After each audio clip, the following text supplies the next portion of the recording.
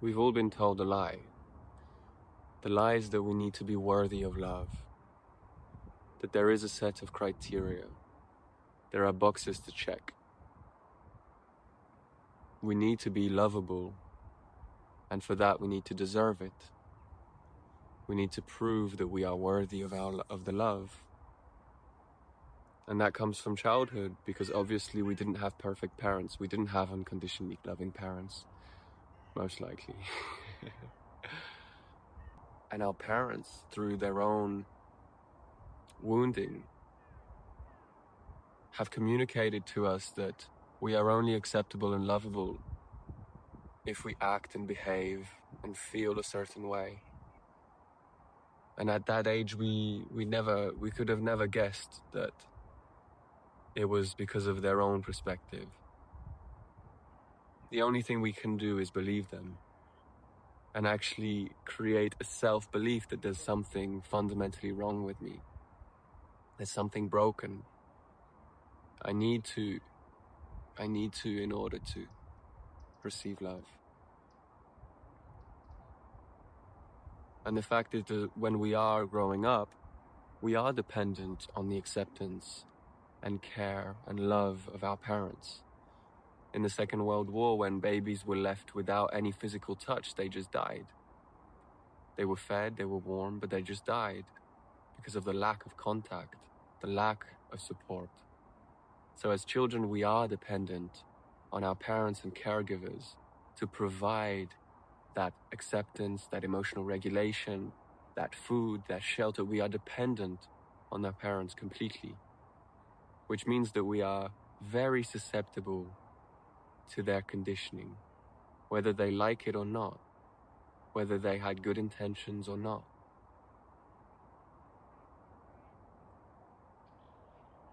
So from a very young age, we have perceived that there's something wrong with me. If my parents feel angry with me, it's because there's something wrong with me. If they feel disappointed in me, it's because there's something wrong with me. We take things personally because there's no other way. And most adults actually still behave that way. They still believe that the way other people feel about me has something to do with me,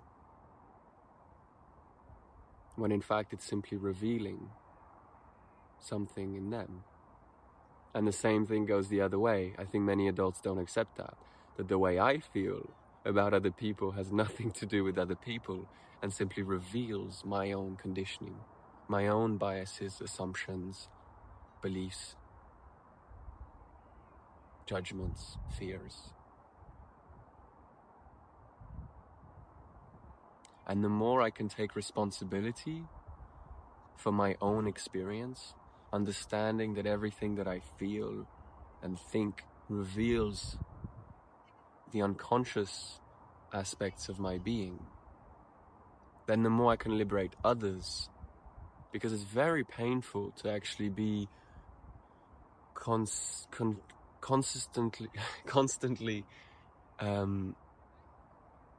probing other people's experience to try and understand myself. This person's getting angry and suddenly and this person's very happy with me. We're just like constantly trying to figure out who am I through the eyes of others. And I think that naturally loosens for many adults. I notice often I have like an image.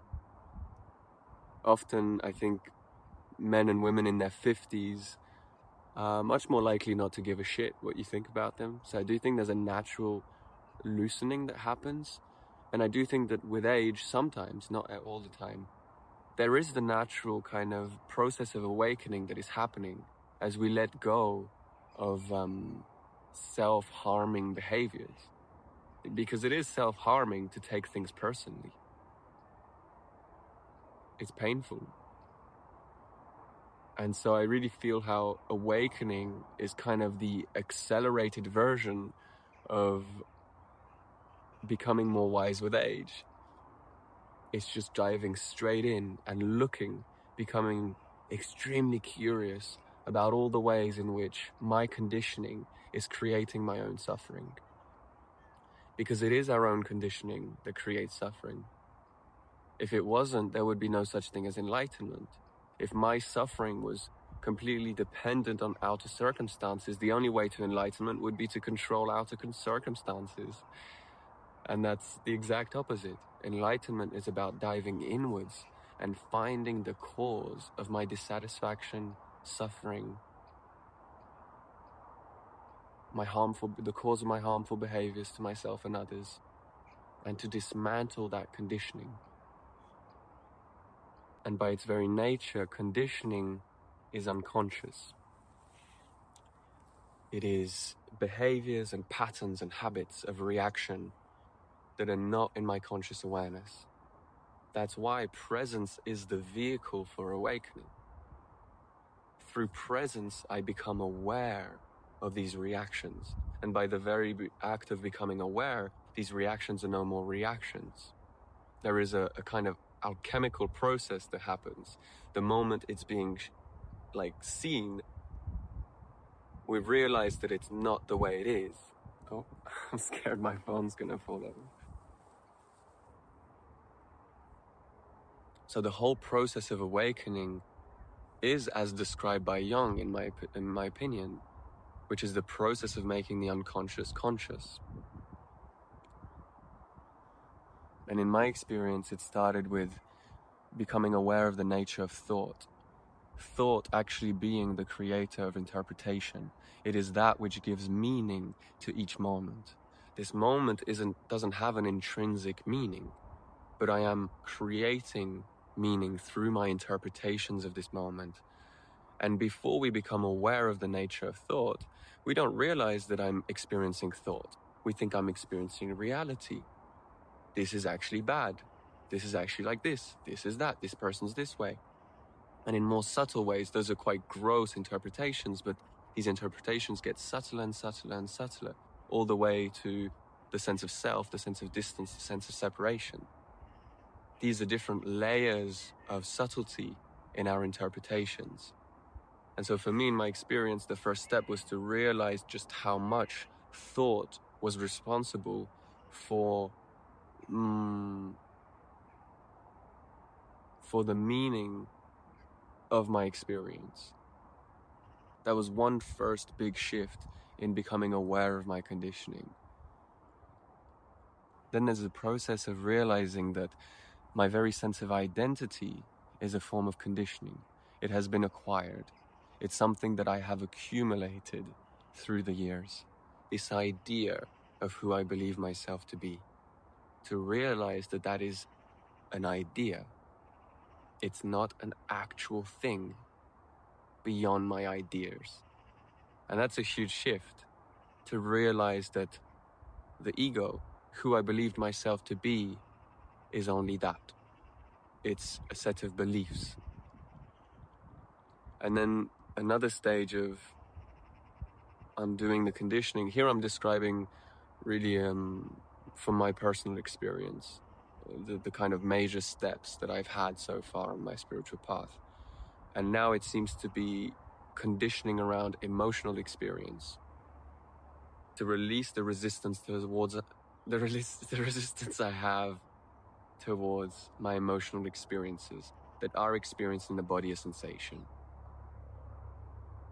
But to basically realize that the whole patterns of resistance towards emotional experiences is kind of what keeps the show running.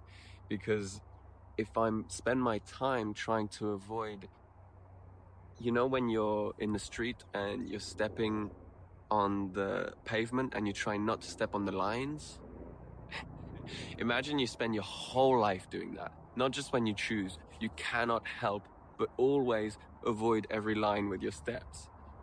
That would be exhausting. And when you do step on a line, it's like, this is... And that's kind of what we do with our own emotional experiences, because we've built this...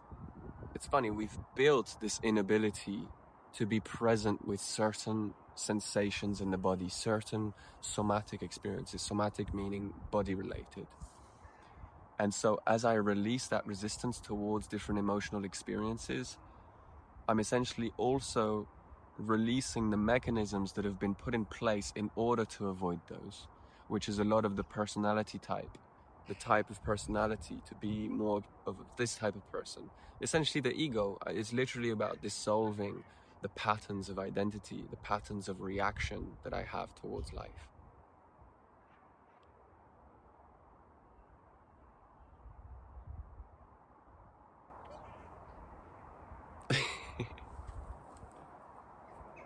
Wow, it's such a cutie. I think I'll finish just with this, that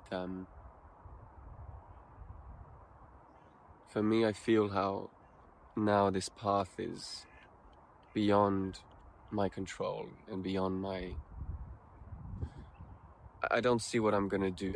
I can't unsee what I've seen, and I think I will spend the rest of my life in deep awe and curiosity towards myself and understanding the root causes of my suffering.